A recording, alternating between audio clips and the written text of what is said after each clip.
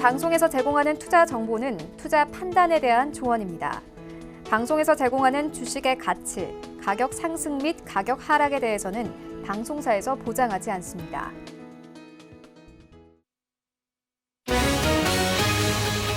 단초린 경제 뉴스입니다. 뉴욕 증시에서 주요 지수는 이란의 미국에 대한 보복 공격 가능성을 주시하는 가운데 하락했습니다. 뉴욕 증권거래소에서 다우존스 지수는 0.42%, S&P 500 지수는 0.28%, 나스닥 지수는 0.03% 하락하며 거래를 마쳤습니다. 하산 로하니 이란 대통령은 중동 지역에서 미국의 이익이 위험에 처해 있다고 말했습니다. 로하니 대통령은 현지 시간 7일 마크롱 프랑스 대통령과의 전화통화에서 미국은 중동 지역에서 자국의 이익과 안보가 위험에 처해 있으며 이 큰 범죄의 결과를 모면할 수 없다는 사실을 알아야 한다고 말했습니다. 트럼프 대통령은 미중 1단계 무역 합의 서명식이 15일 열린다고 밝힌 가운데 중국 정부는 일주일이 지나도록 공식 확인을 하지 않고 있는 것으로 나타났습니다. 또 중국 정부는 한 국가를 위해 조정할 수 없다며 수입 농산물 저관세 혜택을 확대하지 않겠다고 밝혔습니다. 이와 함께 이란 위기로 미중 서명에 불똥이 튈 우려가 나오고 있습니다. 청와대는 7일 시진핑 중국 국가주석이 오는 3월 단독 일정으로 한국을 방문할 것으로 보인다는 한 언론의 보도가 사실이 아니라고 밝혔습니다. 고민정 청와대 대변인은 정해진 것은 없고 시 주석 방안은 한중 간 협의 중이라고 전했습니다.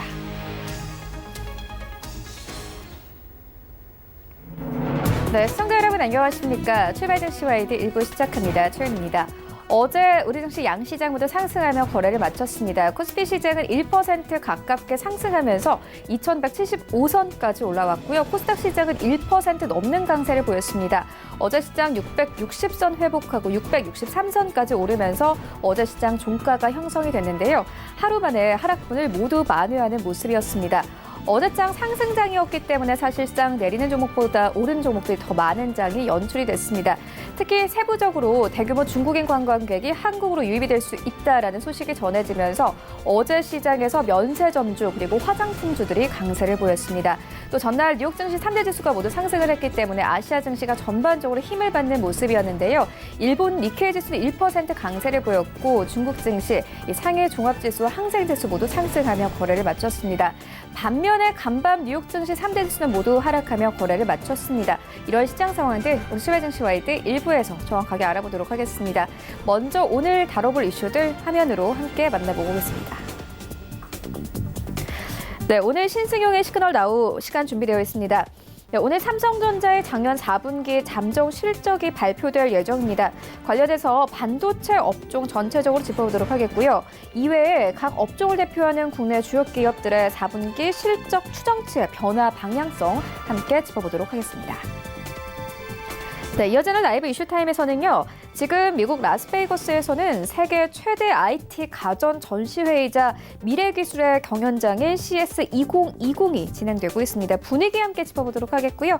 이어서 신라젠의 주가가 어제 상한가를 기록했죠. 거래량이 9배나 급증했는데 그 배경에는 신라젠이 식약처로부터 신장암 관련 임상을 추가로 승인받았다라는 소식이 있었습니다. 주가 흐름 함께 짚어보도록 하겠습니다. 출발 증시 와이드 1부 지금 출발합니다.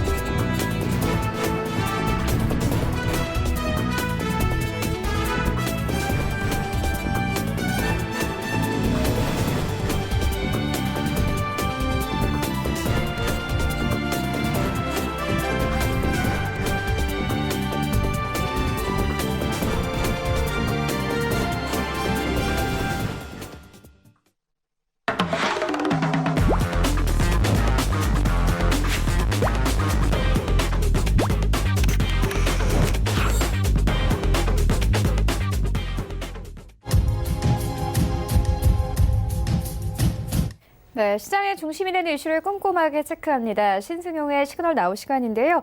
브레인코리아 인베스트 신승용 대표 화상으로 연결되어 있습니다. 안녕하십니까? 네, 안녕하십니까?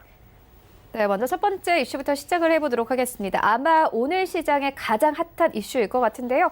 오늘 삼성전자의 작년 4분기 잠정 실적이 발표될 예정입니다. 현재 CS2020도 진행 중이기 때문에 관련해서 여러 가지 좀 모멘텀이 나올 수 있을 것 같은데 관련된 이슈 방향 어떻게 보이십니까? 네, 말씀하셨던 대로 오늘 시장 내 가장 큰 이벤트는 뭐니 삼성전자의 4분기 잠정 실적 발표. 아마도 잠시 후에 그 발표가 진행이 되지 않을까 생각이 되는데요.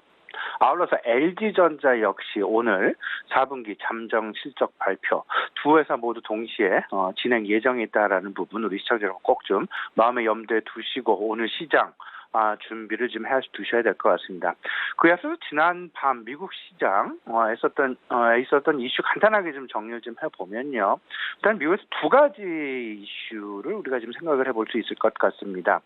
첫 번째는 중동발 중동발 지정학적 리스크에 관한 투자 심리의 흐름 한 가지 하고요.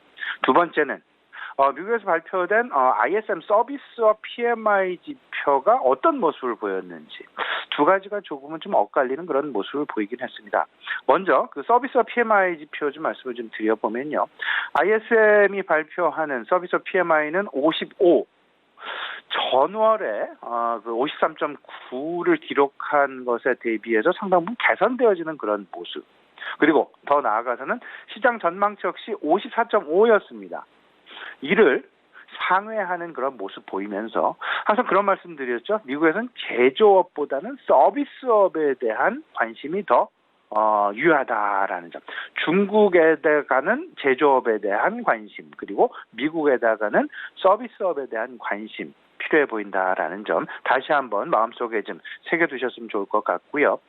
여기에 더 나아가서 하루 전에 발표한 마켓, IHS 마켓 역시 서비스업 PMI 지표 발표를 했었는데요. 52.8을 기록을 했습니다. 전달에 51.6 대비해서 개선되어지는 그런 모습들. 말 그대로 5개월 내 최고치를 기록하는 그런 모습 나타났었는데요.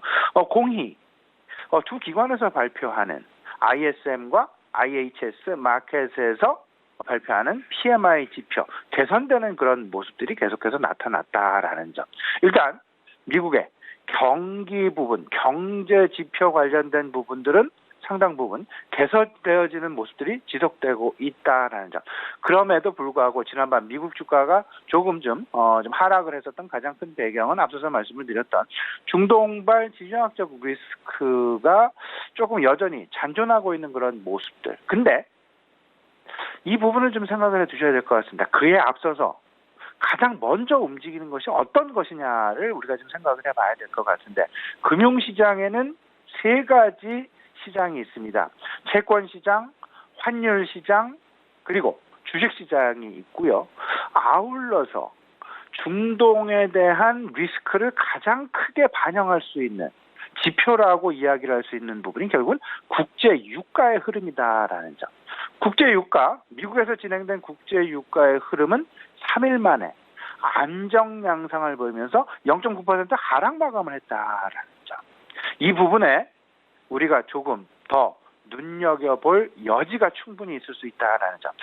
이제 중동발 지정학적 리스크 부분은 다소간 좀 긴장세는 여전히 진행은 되고는 있지만 그럼에도 불구하고 그 긴장 부분 그리고 시장 내에서 느껴지는 체감하게 되는 어떤 그 분위기는 이제 그 아주 나쁜 악재에서 조금은 좀 거쳐가는 안정화 기조로 다시금 안정세를 찾아가는 그런 모습들이 나타나고 있다라는 점. 그렇기 때문에 시장의 관심은 점차 진짜로 이제 시장 내에 관심을 가져야 하는 각종 그 산업 전망의 어떤 그 변화, 사이클의 변화 부분, 바닥 탈피에 대한 가능성, 경기 개선에 대한 기대감, 그리고 한창 지금 현재 진행 중인 CS2020에 대한 관심으로 점차 회귀될 그럴 가능성이 높다라는 점 꼭 좀 염두에 두셨으면 좋겠다 말씀을 좀 드려봅니다. 근데 삼성전자의 실적 발표도 이와 맞물리는 그런 부분이다라고 말씀을 드릴 수 있을 것 같은데, 삼성전자의 잠정 실적 오늘 이제 발표가 잠시 후에 되죠.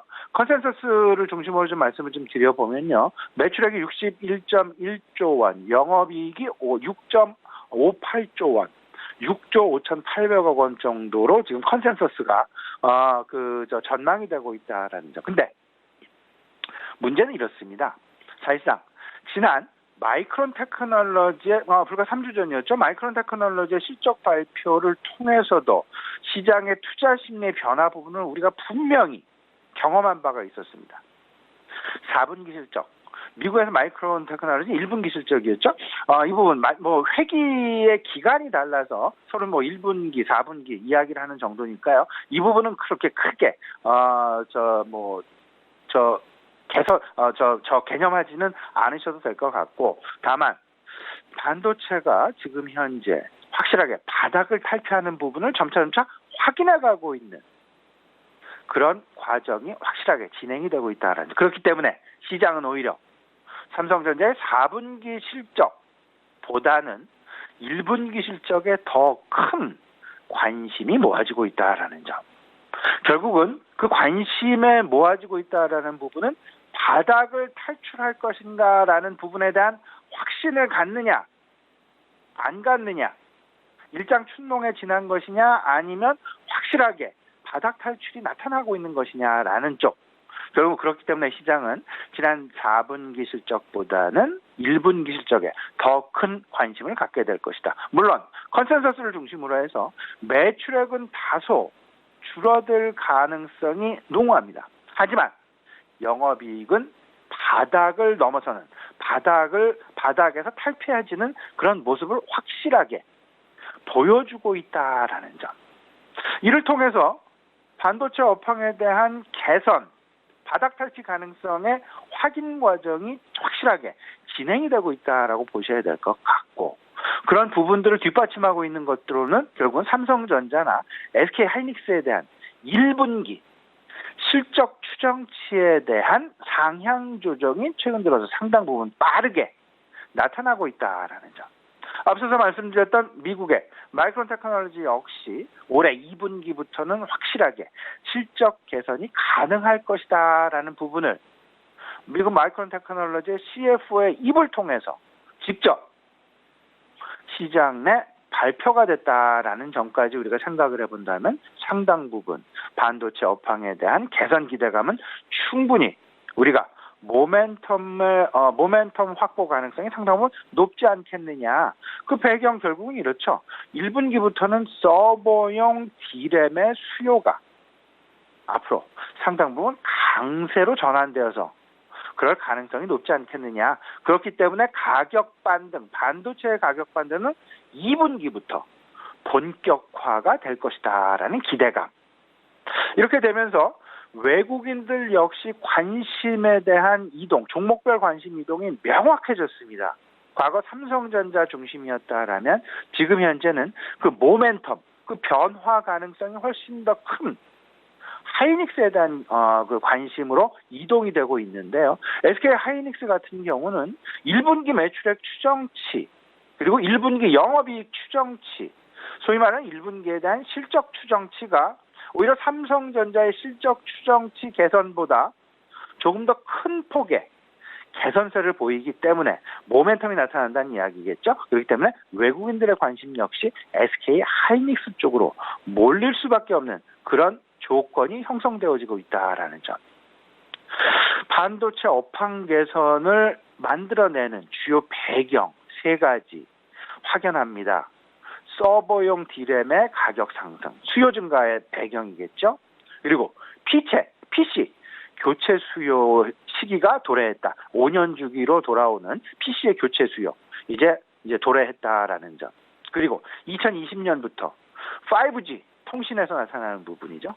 성장기로의 본격 진입에 대한 효과를 반도체 업황 개선으로 분명히 누릴 수 있다는 점. 이 3가지를 다시 한번 요약을 좀 해보면요. 서버용 D램 수요, PC 수요, 5G 통신 모바일 수요.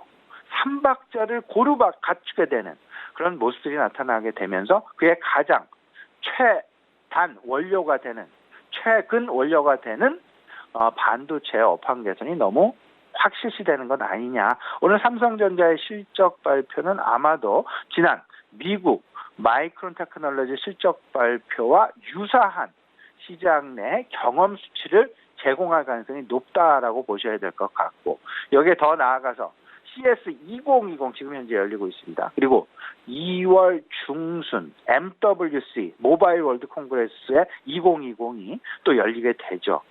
그렇게 되면서 반도체 업황 개선과 맞물리게 되면서 테크 모멘텀이 분명히 시장 내 계속해서 불어올 가능성이 높다라는 점. 그러면 그 중심점에는 어떤 것들이 있겠느냐? 그러면 반도체를 기반으로 해서 5G, 그리고 인공지능 AI, 그리고 모바일 기기, 스마트 기기, 그리고 더 나아가서 모빌리티에 대한 관심, 소위 말하는 자율주행이 될 것 같습니다.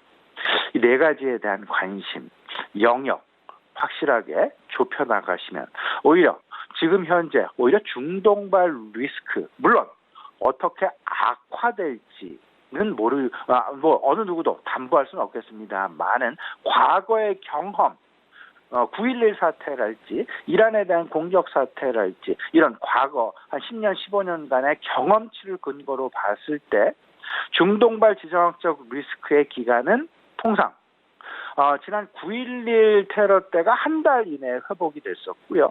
그 다른 것 같은 경우에는 약 일주일 이내에 다시금 원상복귀했다라는 점을 근거해 봤을 때, 경험치로 놓고 봤을 때를 본다라면 오히려 지금 현재가 테크 모멘텀을 중심으로 나의 포트폴리오를 오히려 조금은 더 저렴하게 꾸려갈 수 있는 기회를 제공할 수 있다라는 쪽으로 포트폴리오에 시선을 좀 맞춰가셨으면 어떨까 싶습니다. 네, 반도체 업종 짚고 왔는데요. 오늘 이 삼성전자를 시작으로 실적 발표가 본격화됩니다. 하지만 실적이 악화되는 업종도 있을 것 같은데 각 업종별로 성적표 어떻게 보고 계십니까?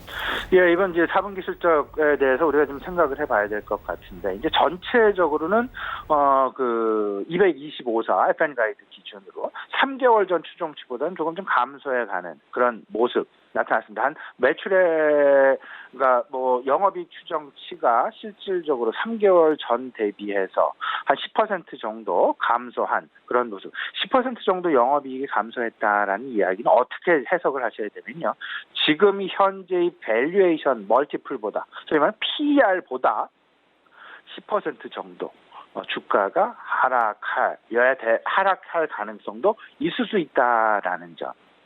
분명히 생각을 해 놓으셔야 될 것 같습니다. 하지만 시장 내 미국과 중국 간의 합의, 서명, 그리고 중국의 계속되는 경기 부양책, 그리고 주요국들에서 계속해서 발표되는 각종 경제 지표의 개선 양상들, 이런 부분들을 생각을 해본다라면 현재 PER 조금 좀 그 멀티플의 레벨업 가능성도 우리가 절대 놓쳐서는 안 될 것이다라는 부분 생각을 해보시면서요.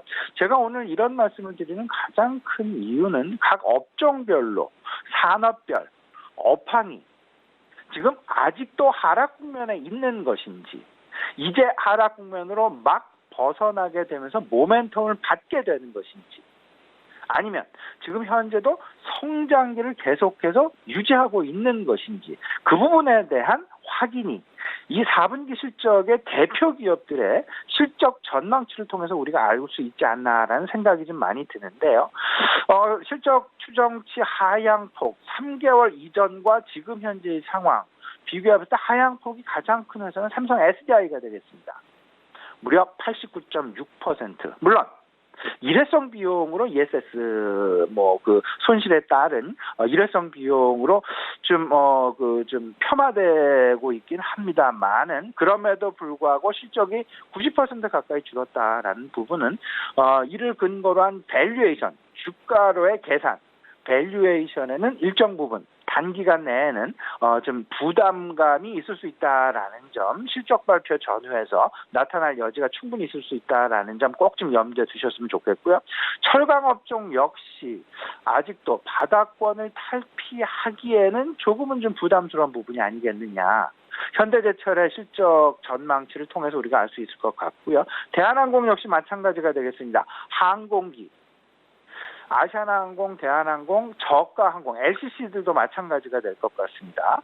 일본과의 관계, 그리고 중국의 어떤 그 문제, 그리고 전반적인 시장 내 여행객의 감소라든지 이런 부분들 둔화로 인해서 실적의 감소가 전년 대비해서 실질적으로 3개월 전 대비해서 상당히 줄어드는 그런 모습들이 대표 기업인 대한항공을 통해서 알 수 있을 것 같고요. 화학업종 역시 비슷한 양상이다라는 점. 하지만 이익 추정치의 상향폭이 큰 기업을 좀 찾아보게 되면요. 자동차 업종 중에 기아차가 있고요. 그 다음에 인터넷 포털 사이트인 네이버, 그리고 통신 KT가 있습니다.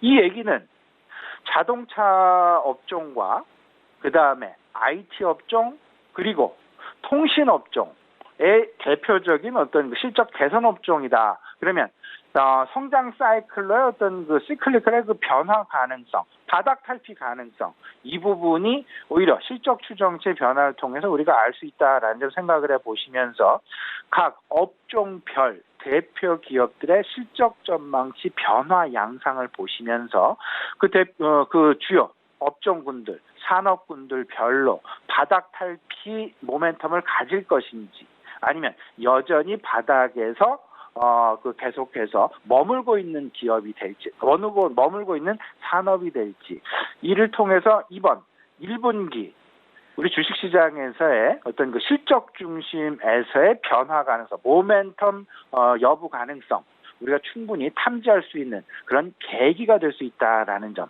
생각을 좀 해보셨으면 좋겠습니다. 네, 실적 부분 짚고 왔는데요. 그렇다면 오늘장 전략은 어떻게 가져가 보면 되겠습니까? 저는 개인적으로 이렇게 생각을 하고 있습니다. 중동발 악재는 이제 조금 좀 안정화, 물론 긴장을 늦춰서는 안 되겠습니다만은 그럼에도 불구하고 점차 투자 심리는 개선되어져 가는 좀 그런 모습들이 나타날 수 있다라는 점 생각을 좀 해두시면서요. 전체적으로 시장 내 테크 모멘텀 중심의 매수 관점 유효하지 않겠느냐. 네 가지 정도를 말씀을 좀 드려봅니다. 그 배경에 대해서. CS2020과 MWC2020 글로벌 최대의 IT 이벤트가 지금 이제 진행 중이고 또 한 달 후 진행 예정에 있다라는 점. 반도체 업황 개선 나타나고 있고요. 그다음에 1월 효과에 대한 기대감이 여전하다라는 정부 정책의 방향성, R&D 투자 올해만 5.2조 원을 집행할 것이다라는 점. 이런 부분들이 결국은 시장 내 전체적인 테크 모멘텀 중심의 매수 관점 유효하다라는 말씀, 배경이 될 수 있을 것 같고요. 이를 근거하는 또 다른 배경이 주변 어떤 그 환경의 변화가 중국의 지준율 인하를 통한 유동성 공급 지속이 되겠습니다. 그리고 미국과 중국 간의 1단계 무역 합의 서명, 물론 다소간에 지금 현재 시장 임박하고 있는 상황에서 시장 내 노이즈 있을 수밖에 없는 그런 상황이다. 조금 좀 불안할 수도 있겠죠. 하지만 여전히 서명 시기에 대한 기대감은 충분히 있다라는 점, 이런 부분들 생각해 보시면서 매수 관점 여전히 유효하다라는 점 생각해 보시면 좀 하나하나씩 좀 짚어보게 되면요. 중동발 지정학적 리스크를 봐서는 단기적으로는 분명히 석유 관련 업종에 관심을 가지셔야 됩니다. 하지만 중장기적으로 이 부분 이제 안정화 부분. 근데 하지만 장기화 국면에 들어가게 된다라면 경기 개선세가 좀 꺾일 수도 있을 수 있다. 이 부분 계속해서 우리가 예의주시해야 될 부분이다 말씀을 좀 드려보고요. 1단계 무역합의 협력과 관련해서는 경기민감 수출주에 대한 관심이 필요할 것이다. 그리고 중국발 경기부양책이 지금 현재 진행되고 있는데 이 부분은 어제 우리 시장에서도 확연하게 드러났습니다. 중국 소비 관련주에 대한 관심, 중국 내 내구 소비재에 대한 관심이 크게 어제 우리 시장 내에도 나타났다라는 점. 1월 효과에 대한 기대감이 여전합니다. 2020년 올해 R&D 정부 예산으로 5.2조 원이나 집행한다라는 부분. 그렇기 때문에 4차 산업이랄지 그 방향성, 신재생 에너지랄지 전자결제 관련주에 대한 관심이 필요하다. 성장 사이클과 테크 모멘텀 분명히 생각을 해 놓으셔야 됩니다. 특히나 테크 모멘텀 관련해서는 5G, 인공지능, 자율주행, 스마트홈과 관련된 IoT, 이 네 가지 관점 우리 시청자 여러분 꼭 좀 다시 한번 정리해 드리니까요. 마음속에 넣어두시고 중동발 리스크에 따른 어떤 시장 내의 흔들림 하지만 이를 극복하면서 저점 매수 관점의 시장 대응 여전히 유효하다라는 점 우리 시청자 여러분께 추천드립니다. 네, 이슈와 전략 짚고 왔습니다. 지금까지 브레인코리아 인베스트 신승용 대표와 함께했습니다. 고맙습니다.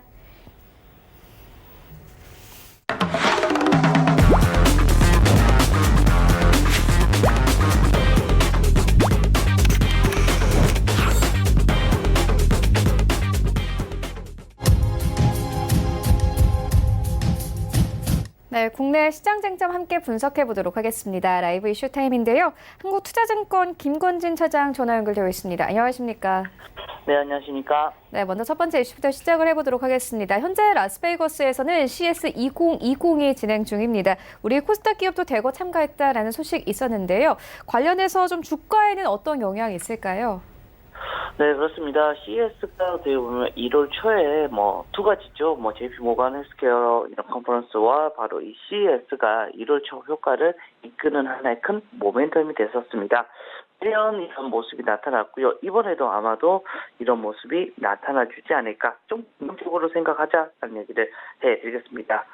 세계 최대 이런 정보 기술 가전 전시회이자 미래 기술의 경영장인 미국 세스에 우리 국내 코스닥 기업들이 대거 참여를 합니다. 지지부진한 이런 흐름을 보이고 있는 국내 증시에 어떻게 보면 CES가 기업의 새로운 모멘텀으로 작용할 수 있지 않을까라는 이런 생각이 많이 나타나고 있습니다.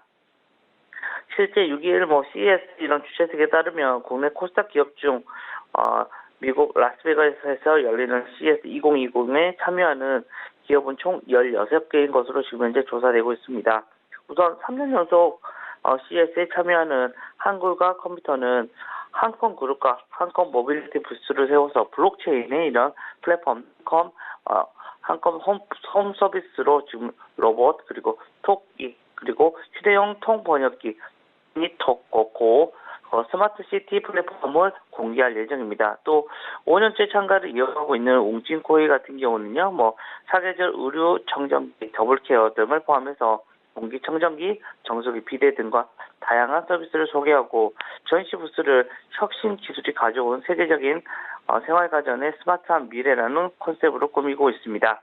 또 발광 다이오드, LED 전문 기업인 루멘스 같은 경우는 마이크로 LED 이런 패널 기술을 접목한 스마트 글라스 등의 이런 응용 제품을 소개하고 미래 컴퍼니 같은 경우는 비행 시간 거리 측정 기술을 적용한 3D 이런 카메라 센서 큐브아이를 공개하게 되어 있습니다. 또 이외에도 바이오 진단 기업 전문 업체는 수젠텍을 비롯해서 유니캐스 그리고 자회사인 AI 매틱스 그리고 스마트홈 서비스 제공업체인 코맥스 등 그리고 반도체 펠립스 업체인 이런 동원나노텍 고성능 리튬 이온 충전 제조사 제낙스 그리고 모바일 자동차용 전방 카메라 제조업체 MC넥스 그리고 반도체 개발 업체인 텔레칩스 등이 대표적으로 참여를 합니다. 또 서울반도체와 나무기술은 이번에 이런 CES 참가 리스트에도 이번에도 이름을 올렸습니다.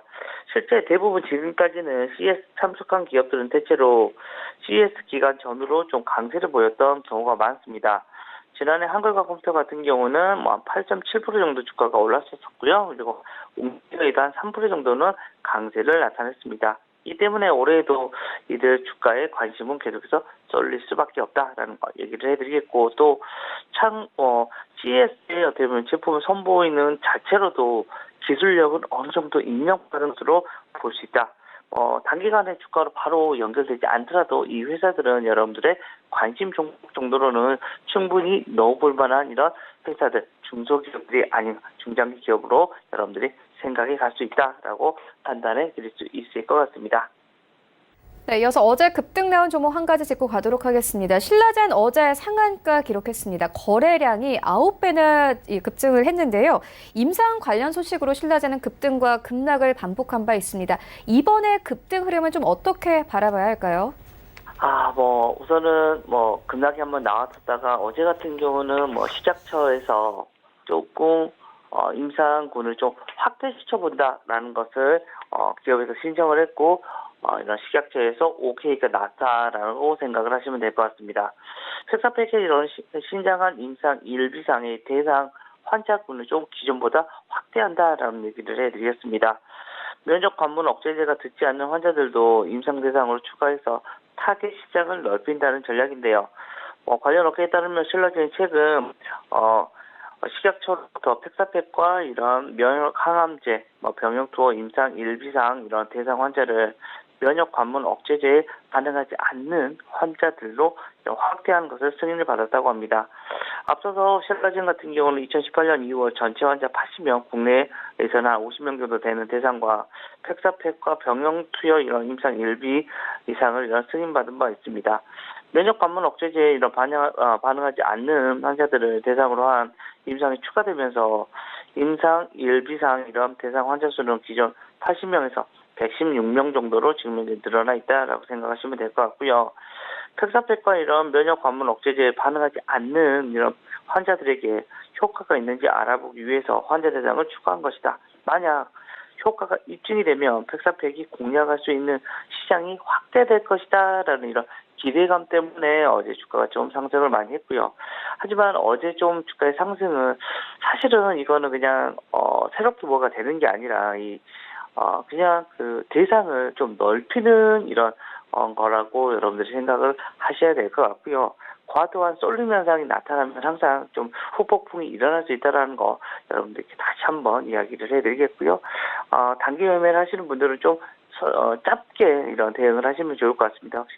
꼭 손절 라인 같은 경우는 확실히 잡고 대응하시는 게 훨씬 더 좋을 것 같다라는 얘기 다시 한번 드릴 수 있을 것 같습니다. 네, 알겠습니다. 이어서 이 수급 상황 짚고 가도록 하겠습니다. 최근 기관이 어떤 종목을 좀 사들이는지 궁금하신 투자자분들 많을 것 같은데요. 최근 국민연금이 지난해 4분기에 이 시총 상위권 상장사들 중심으로 보유 지분을 늘린 것으로 나타났습니다. 어떤 종목들이 있습니까? 네, 그렇습니다. 국민연금이 지난 4분기에 유가증가 시가총액 상위 상장사들을 중심으로 대부분 이런 중심으로 지분 늘린 것으로 나타났습니다.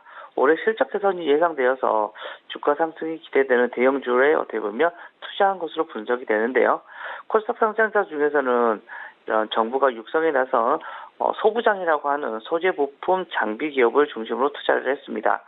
6일 국민연금이 공시한 상장사 지분 변동 내역에 따르면 유가증권 시장 시총 20위권 내에 있는 기업 중에서 SK하이닉스나 네이버 그리고 셀트리온, SK텔레콤에 대한 이런 국민연금 지분율이 높아졌고요. 삼성전자에 이은 시가총액 2위 SK하이닉스의 경우 지난 12월 10일 기준으로 보유 지분 9.1%에서 10.13%까지 지금 현재 늘어났습니다. 이날 종가가 94,300원으로 기준 지분 평가 금액은 6조 9,542억 정도입니다. 네이버 역시 지난해 10월 24일 국민연금 지분이 10.2에서 11.21로 늘어나서 종가 기준 지분 평가 금액이 3조 3,341억 원에 달합니다. 셀트리온 같은 경우는 지난 12월 30일 7.1에서 8.1로 그리고 SK텔레콤 같은 경우는 11월 14일 10.15에서 11.15로 각각 지분율이 상승하고 있습니다. 국민연금 지분율이 가장 많이 증가한 이런 유가증권 상장사는 8.17%에서 10.43%로 2.26포인트 증가한 J콘텐츠입니다. J콘텐츠 같은 경우는 계속해서 어떻게 보면 컨텐츠 업체의 2위 주자 정도로 생각을 하시면 되죠. 스튜디오 드래곤이 가장 1위 업체고 2위 주자로 J콘텐츠인데 주가에 대한 흐름을 좀 많이 저평가하고 있는 게 아니냐라는 이런 관측이 많이 있는 상태입니다.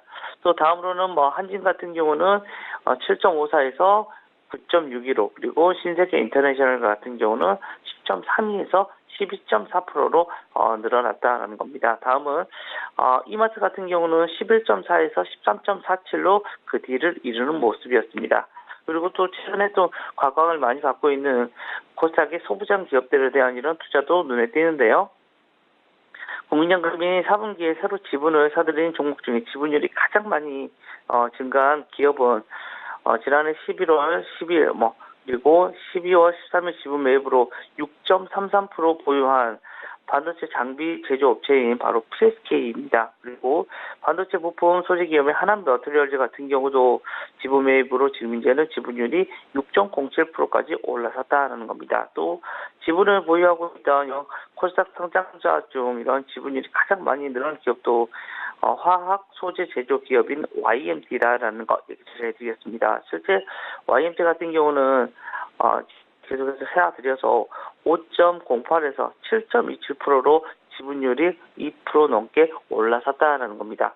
어떻게 보면 올해 주가의 상승을 좀 예상하는 이런 부분이 상당히 많아진 것 같다라고 생각을 하시면 될 것 같고요. 특히 정부에서 많이 밀어주는 소부장 이런 종목들이 주가에 어떻게 보면 좀 많은 관심을 받았다라는 거 얘기를 해드릴 수 있을 것 같고요. 실제 저 4분기에 작년 4분기에 국민연금의 힘이 없었다면 지금 주가의 수준이 여기까지 와면 과연 올라올 수 있었을까라는 것을 다시 한번 확인할 수 있는 이런 수치였다라는 얘기를 드리겠습니다. 네, 알겠습니다. 그렇다면 오늘장 전략은 어떻게 가져가면 되겠습니까? 자, 오늘 같은 경우는 어떻게 보면 이런 조금 나눠서 천천히 담아가는 시기다라고 생각을 하시면 될 것 같습니다. 어떻게 보면 이런 중도부활 리스크에 우리나라는 조금 피해갈 수도 있는 게 아닌다는 이런 이야기가 많이 도는 것 같고요. 전체적 시장으로는 어떻게 보면 어제 전까지만 하더라도 한 2.5% 정도의 어떻게 보면 조정을 받았습니다. 생각보다 좀 큰 폭의 조정이 연초부터 나타나기 시작했다라고 생각을 하시면 될 것 같고요. 여기에서 어떻게 보면 좀 기회 앞에서 우리 국민연금이나 이런 대표적인 이런 주식들을 좀 매입할 수 있는 이런 기회로 삼아보자라는 얘기를 해드릴 수 있을 것 같습니다. 중동만 리스크는 저점 매수로 좀 대응을 하자라는 얘기를 해드리겠고요. 이제 주중에 있을 다음 주 정도에 있을 미중 간의 무역 서명식도 하나의 좀 모멘텀으로 작용할 수 있지 않을까라는 생각을 할 수 있을 것 같고요. 어제 문재인 대통령의 이런 신년사에서도 나타났듯이 경제에 대한 이야기가 계속해서 나타나고 있다. 즉 경제를 살리고자 하는 것을 이번 올해의 모토로 삼을 수가 있을 것 같고요. 재정 이런 집행 같은 경우도 상반기에 좀 크게 될 가능성이 크다라는 것. 즉 어떻게 보면 상반기에는 좀 주식시장이 좀 긍정적인 면이 나타날 수가 있을 것 같다라는 거 이야기를 해드리겠고 12월 내내 괴롭혔던 대형주들만 올라가고 중소형주들 좀 못 가는 이런 흐름이 12월 말부터는 좀 바뀌기 시작을 했죠. 분위기는 다시 중소형주 쪽으로 다시 조금씩 넘어오고 있는 게 아닌가라는 생각을 하시면 될 것 같습니다. 즉 1월 효과에 대한 이런 기대는 계속해서 지속될 수 있을 것이다 라는 얘기를 다시 한번 드리도록 하겠습니다. 네, 알겠습니다. 이슈와 전략 짚고 왔습니다. 지금까지 한국투자증권 김건진 차장과 함께했습니다. 고맙습니다. 네, 감사합니다. 네, 1부는 여기서 모두 마치도록 하고요. 잠시 후 2부에서는 전문가들과 함께하는 종목 라이브쇼, 라이브 매매타임이 이어집니다. 여기에 더해서 오늘장에서 이슈몰이라고 있는 특징주까지 꼼꼼하게 살펴봐 드리겠습니다. 채널 고정해 주시고요. 저희는 잠시 후 2부로 다시 찾아오도록 하겠습니다.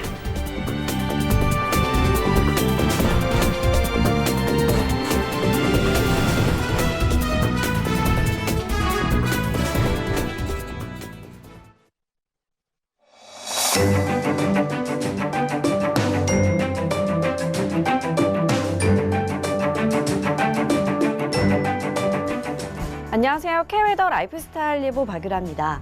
현재까지 전국에 30에서 80mm의 많은 비가 내렸고요. 지형적인 영향이 더해진 제주도에는 120mm가 넘는 매우 많은 비가 쏟아졌습니다. 이 시각 위상 영상을 보시면 경상도를 제외한 전국에 아직 비와 눈이 이어지고 있는데요. 아침이면 대부분 그치겠지만 강원 영동은 오후까지, 강원과 충북, 전라 동부 산간은 저녁까지 비 또는 눈이 내릴 것으로 보입니다. 앞으로 최고 20에서 40mm의 비가 더 오겠고요. 찬 공기가 남하하면서 기온이 영하로 떨어지는 지역은 눈으로 바뀌어 내리겠습니다. 특히 강원 산간에는 최대 20cm의 눈이 예상돼 안전에 주의가 필요하겠고요. 그 밖의 지역은 1에서 많게는 5cm 정도가 되겠습니다. 요즘 겨울치고 온화한 날씨가 이어졌는데요. 하지만 오늘 낮부터는 다시 찬바람이 불며 이맘때 겨울 날씨를 되찾을 것으로 보입니다. 내일 서울의 아침 기온이 영하 4도, 모레는 영하 5도까지 떨어지겠는데요. 급변하는 날씨에 건강관리 잘해주셔야겠습니다. 오늘은 저기압의 영향을 받다가 차차 벗어나겠습니다. 다음은 자세한 지역별 날씨입니다. 중부지방의 아침 평년보다 높게 시작하면서 크게 춥지 않지만 낮에는 찬바람이 불며 추워지겠습니다. 서울은 4도, 대전 6도가 되겠습니다. 동해안도 낮부터 찬 공기가 유입되면서 쌀쌀하겠습니다. 낮 기온 속초와 강릉 8도가 예상됩니다. 남부지방의 아침 이맘때보다 온화하게 시작하고 있지만 낮에는 차고 강한 바람이 불며 추워지겠습니다. 광주는 6도, 대구 9도에 머물겠습니다. 전해상으로 비가 오겠고요. 풍랑특보가 내려진 가운데 물결이 최고 5에서 7m까지 매우 거세게 일겠습니다. 항해하거나 조업하는 선박은 안전에 유의하셔야겠습니다. 토요일쯤 평년 기온을 웃돌며 추위가 조금 풀리겠지만 이후 다시 기온이 내림세를 보이며 강한 추위가 찾아올 것으로 보이고요. 토요일에는 제주도에, 일요일과 다음 주 월요일에는 동해안에 눈 또는 비가 내릴 것으로 전망됩니다. 기상정보였습니다.